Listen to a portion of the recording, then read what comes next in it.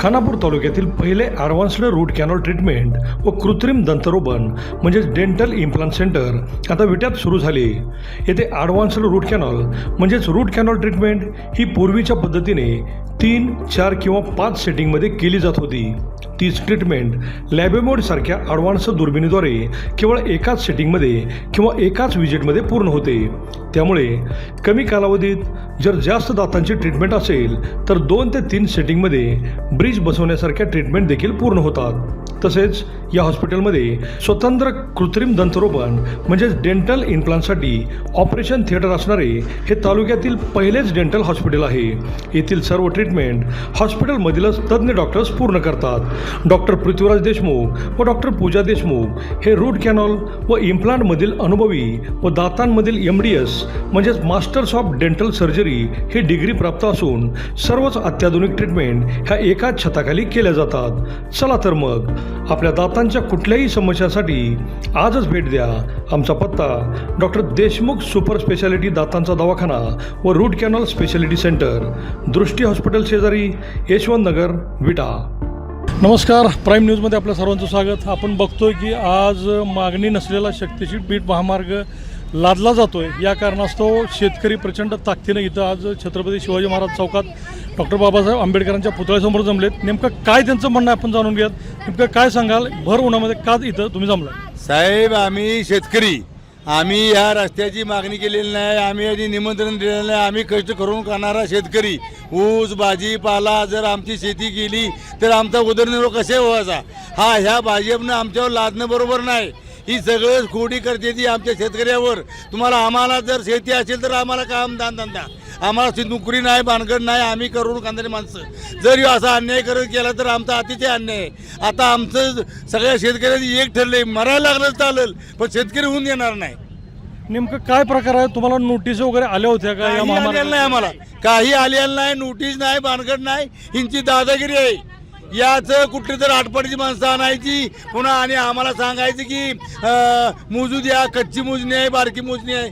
आमचं एकच म्हणणं आहे, तुम्ही शक्तीपीठ दुसऱ्या मार्गाने न्या, आम्हाला शक्तीपीठ आम्हाला करून द्यायचं नाही। आमचा जीव गेला चालत पण शक्तीपीठ होऊन देत नाही आम्ही। प्रशासनानं तुम्हाला आज काय आश्वासन दिलं? तुम्ही तिथं ज्या वेळेला सर्वे चालला होता आश्वासन केलेलं नाही। आमची माणसं बघितली की पळून जाते, ती पोलीस जाते ती पळून, मोजणीवाले जाते ती पळून। आम्हाला शक्तीपीठ होऊन देणार नाही असं आमचं विटा नगरीत सगळ्या शेतकऱ्यातर्फे तुम्हाला आमचं सांगणं आहे। आणि जर झाला तर आमचे शेतकऱ्याची आत्मदहन आम्ही करणार आहे। ही सगळी आम्ही डिझेल पेट्रोल घेऊन आलोया। आम्हाला जर शेतकऱ्याला शक्तीपीठ रद्द झाला पाहिजे, बाकी आमचं काय म्हणणं नाही। आम्हाला पैसा नको, जमिनी आम्हाला राहाव्या, आम्हाला काय लादू नका, आम्हाला सरकारची मदत नको, आम्हाला तुमचं काय नको, पण आमच्या शेतकऱ्यावर अन्याय करू नका। महामार्गाच्या बाबतीमध्ये आज प्रशासनानं प्रचंड मोठी जय्यत तयारी केलेली आहे। नेमकं काय सांगाल तुम्ही? त्यासाठीच काल आम्ही नागेवाडीत सर्व शेतकरी बांधव एकत्र उभा होतो। सगळ्यांना समजले की ड्रोनद्वारे मोजणी होणार आहे, त्यामुळे काल आम्ही दिवसभर प्रशासनाच्या समोर, तिथे प्रशासनाचे अधिकारी आलेले, आम्ही त्यांच्यासमोर ठिया मांडून बसलेलो, मोजणी होऊन दिली नाही। पण आज सकाळी ज्या पद्धतीनं 4 वाजता, पहाटे 4 वाजता मोजणी करण्यासाठी सगळी यंत्रणा आली, महिलांच्यावरती महिलांना ढकललं गेलं, महिलांना अपशब्द वापरले गेले असतील, जे सगळं प्रकार झाला तो अत्यंत साफ चुकीचा आहे आणि संविधानाच्या विरोधात आहे। मग संविधान म्हणता तर मग तुम्ही महाराष्ट्र प्रशासन किंवा जी प्रशासन आहे, महाराष्ट्र सरकार आणि प्रशासन आहे, हे सर्व शेतकरी बांधवांची गाळाचिप्पी करायला लागले। आज तुम्ही इथं नेमकं का जमलाय? काय पुढचं कसं नियोजन आहे तुमचं? आज राजू शेट्टी साहेब इथं आले, ती आम्हाला मार्गदर्शन करणार आहे। ती जसा आम्ही सांगलीखंड शक्तीपीठ रद्द केला, आता इथनं बी रद्द केल्याशिवाय राहणार नाही आम्ही। त्या आमच्या माय माऊली आहे, त्या शेतकरी माणसं आहे, कुटुंबातली माणसं आहे, ती आमच्या जीवावर आले सगळं। जर आमची शेती गेली तर आम्ही खायचं काय सांगाल नेमकं तुम्ही? आता सगळ्यांची काय जणांची भूमिहीन होणार आहेत लोक, आणि हे चोरून येत आहेत रात्रीचे चोर आल्यासारखे। मग पोलीस येऊ द्या, प्रशासनचीच लोक असतात। मग सांगा ना तुम्ही, आज विचार करा, चोरून काय का चोर आल्यासारखं? मग रात्री जर आम्ही त्यांना दोपटलं तर आम्हालाच तुम्ही जबाबदार धरणार आहे ना। हे चोर नाहीत म्हणून आम्ही म्हणणारच हे चोर आहेत। आज पोलीस बळाचा वापर होताना दिसतोय। पोलीस पण मोठ्या संख्येने येत आहेत। भरपूर पोलीस येत आहेत, आम्हाला पकडण्यासाठी येत आहेत, का मारून टाकण्यासाठी येत आहेत. आपण बघूया महिलांच्या मध्ये पण सकाळी तुम्ही सगळे आंदोलनाला होतात, नेमका काय प्रकार झाला काय सांगाल? सकाळी जो काय प्रकार झाला? सकाळी नाही, काल आम्ही भाळवणीतून नेवरी मार्गे घाणवड, गारडी आणि भाग्यनगर इथंपर्यंत गेलो.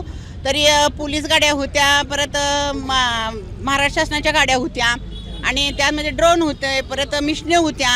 आणि आम्ही विचारलं तर हे कशासाठी, तर आम्ही काय केलेलं नाही, थांबवलेत गाड्या म्हणून सांगितलं.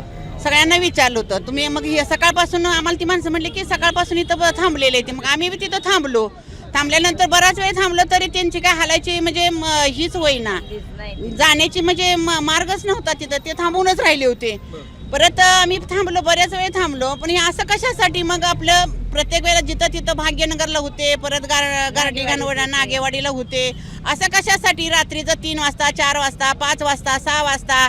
आज बायका मुलांच्या जर तोंडावर त्यांनी जर सगळं म्हणजे अन्न पाण्याचं पाक म्हणजे ही जर उडवलं त्यांनी, तर मग त्यांना आम्ही एवढं आतापर्यंत मतदान करून परत त्यांना आम्ही सगळं सुख देऊन आम्ही आमचा काय उपयोग झाला? आमच्या मुलाबाळांना जर त्यांची दया येत नसेल त्यांना, तर मग आमच्या त्यांचा काय उपयोग? कोण मंत्री कोण संत्री, आम्हाला त्याचा गरजच काय आहे? आज दीपक लाट साहेबांनी अंगावर पेट्रोल ओतून घेतलं, त्यांच्या अंगाची लायलाई झाली त्यांनी, पण त्यांना परत आंघोळ घातली. एक आपण आज बघतोय, बरोबर आज आपण बघतोय या ठिकाणी ज्या आंदोलनाची धुरा ज्यांनी खांद्यावर घेतली ते स्वतः ॲडव्होकेट दीपक लाड इथं आलेले आहेत. आज काल अक्षरशः रानावनातून माळोमाळ त्यांची गाडी पळताना त्यांच्या मागं प्रचंड मोठ्या संख्येनं शेतकरी पूर्ण ताकदीनं एकवटलेला दिसला. नेमकं काय सांगाल? प्रशासनानं मोठी तयारी केली, रस्ता करणारच अशी जय्यत तयारी त्यांनी केली. तर शक्तीपीठ महामार्गाच्या माध्यमातून जो आमच्या शेतकऱ्यांच्यावरती अन्याय होतोय, खऱ्या अर्थानं ही पवित्र खानापूर तालुक्याची भूमी आहे, कडेगाव तालुक्याची भूमी आहे. या ठिकाणी आम्ही इंचभर जमिनीमध्ये शासनाला खऱ्या अर्थानं पाय ठेवून देणार नाही. गेले महिनाभर म्हणजे अन्नत्याग करत, अनेक आंदोलनं करत, नेवरीपासून गोगावपर्यंत आम्ही अनवाणी चालत गेलो. माता भगिनीने आमचं औक्षण केलं. मग शक्तीपीठ पाहिजे म्हणून कुणी कुणाचं औक्षण केलं का? कुणी अर्ज केला का? नाही. अशी भूमिका असताना अत्यंत आक्रमक भूमिका आहे. भर उन्हामध्ये आज या ठिकाणी तहसीलदार कार्यालयावरती धडक मोर्चा, आक्रोश मोर्चा निघतोय. काल सकाळी 6 ठिकाणी ड्रोनद्वारे ज्या मोजण्या चालू होत्या त्या हाणून पाडल्या. 7व्या ठिकाणी जात नव्हते म्हटल्यानंतर आम्ही पेट्रोल अंगावरती ओतून घेतल्यानंतर अधिकारी पळून गेले. खऱ्या अर्थानं एवढं झाल्यानंतर आज आम्हाला वाटलं त्यांना जरा थोडीशी लाज वाटेल. खऱ्या अर्थानं आज सकाळी 3 वाजता आमच्या भाग्यनगरमधल्या माता भगिनी सकाळी पाटे लवकर उठून शेताची कामे करत असताना त्यांना लक्षात आलं की 4 पिंजरं, खऱ्या अर्थानं 3 प्रांत, 2 तहसीलदार, 3 DYSP म्हणजे इंग्रजांना सुद्धा लाजवेल इतक्या पद्धतीनं अमानवी तुम्ही भूमिका घेताय. आणि तुम्ही त्या ठिकाणी आला आणि भाग्यनगरमध्ये महिलांना आज लज्जा उत्पन्न होईल अशा पद्धतीनं त्या ठिकाणी बुक्का करत काय महिलांच्या हातातली बांगड्या या ठिकाणी फुटल्या. आणि अशा पद्धतीनं ज्या आईचं रक्षण आपण काळी आई म्हणून करतो, जी संस्कृती आपण काळी माता म्हणून सांगतो, त्या संस्कृतीच्या नडीला गोट लावायचा प्रयत्न करत असाल तर इथले क्रांतीचे नाना पाटलांचे छावे नाबर नाहीत. खऱ्या अर्थानं प्रति सरकारच्या माध्यमातून सरकारला सज्जड इशारा देतोय की आम्ही ही भूमिका स्थानिक लोकप्रतिनिधी नेते कोणच इथं दिसत नाहीत. आता सांगितलं काल जी महेश बडेंची बात झाली, बडे मुद्दे, त्यामध्ये खऱ्या अर्थानं महेश बडेंनी सांगितलं की पत्रकार आयबीन लोकमतचा जो कार्यक्रम झाला त्यामध्ये सुहास बाबरचं नाव गोपीचंद पळेकर यांनी डिक्लेअर केलं. मग खऱ्या अर्थानं पळेकर साहेब तुम्ही तुमच्या गाडीवरून रस्ता न आणता गाणवड नागेवाडी माऊलीवरून आणला आणि गाणवडवरून रद्द केला. मग तुम्हाला नक्की खऱ्या अर्थानं जनतेला त्या ठिकाणी मतापुरतं वापरायचं आहे का जनतेचा त्या ठिकाणी नरड्याचा घोट घ्यायचा आहे? माऊली आणि भाग्यनगरच्या महिला आमदार साहेबांच्या भूमिकेबद्दल अत्यंत आक्रमक आहेत. त्यामुळे आमदारांनाही माझी विनंती आहे, तुमच्या घराला या ठिकाणी घरा घालणार आम्ही अनेक काय आंदोलन करावे लागतील. राजू शेट्टी या ठिकाणी 10 मिनिटात येत आहेत. अत्यंत आक्रमकपणे येणाऱ्या काळात जर शक्तीपीठ रद्द झाला नाही तर या भूमीमध्ये रक्त सांडल्याशिवाय मी गप बसणार नाही. पोलिसांनी मोठी संख्या पोलिसांची मागवली, पोलीस बळाचा वापर करण्याचा सुरू आहे. पोलिसांचा मी जाहीर निषेध करतो. एका बाजूला सांगली शहरामध्ये 6 महिन्यात 100 खून होतात.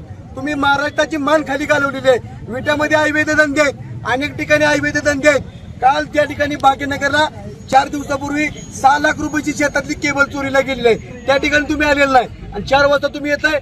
खरं तर तुषार जोशी सारखा एक वादग्रस्त पोलीस अधिकारी या ठिकाणी पाटे खरं तर अनेक जरांगेचं आंदोलन त्यांनी मोडलं. सातारामध्ये पालकमंत्र्याला त्यांनी अत्यंत चुकीच्या पद्धतीने त्यांनी ट्रीटमेंट दिली आणि याच पद्धतीने त्यांनी जर डोळा शक्तीपीठच्या माध्यमातून त्यांना प्रमोशन मिळण्यासाठी जर जनतेची सुपारी घेतली असेल, शेतकऱ्यांची सुपारी घेतली असेल तर हा जिल्हा सण करेल का? शेतकरी एकजुटीचा